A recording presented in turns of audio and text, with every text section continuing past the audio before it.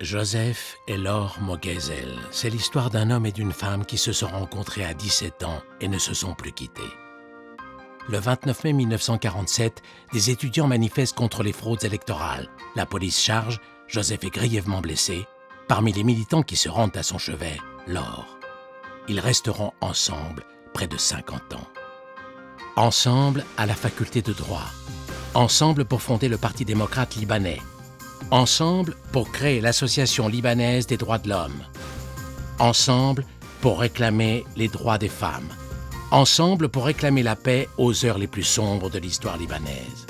Ils militeront pour un Liban laïque et démocrate durant 50 ans, dans cette partie du monde rongée par les dictatures et les fanatismes religieux. Ils se battent pour le vivre ensemble entre citoyens de différentes confessions, mais aussi de différents sexes. La loi libanaise est discriminatoire à l'égard des femmes. Laure se jette dans le combat pour l'égalité.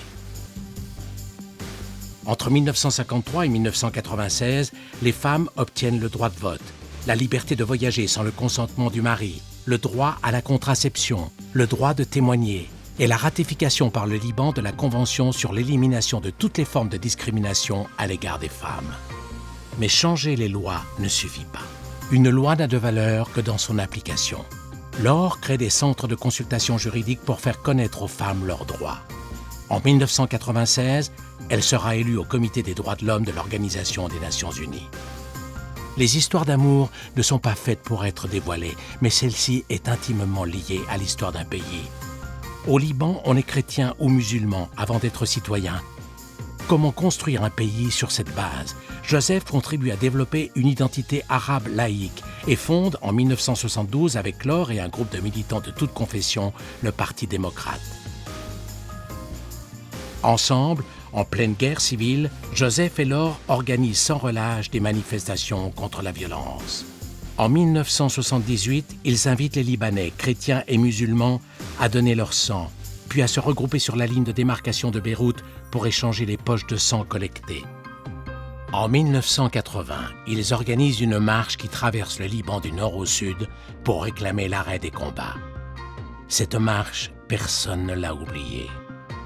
On n'avait jamais vu auparavant des miliciens baisser leurs armes au passage de milliers de manifestants réclamant la paix. Ensemble pour les droits de l'homme.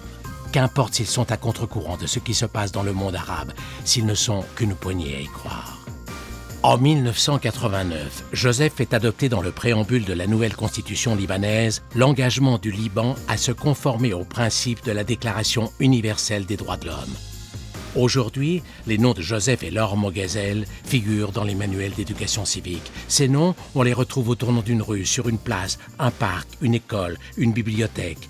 Elle, pour s'être battue pour le droit des femmes. Lui, pour la laïcité et la démocratie. Tous les deux, ensemble, pour le bien commun, pour les droits des hommes.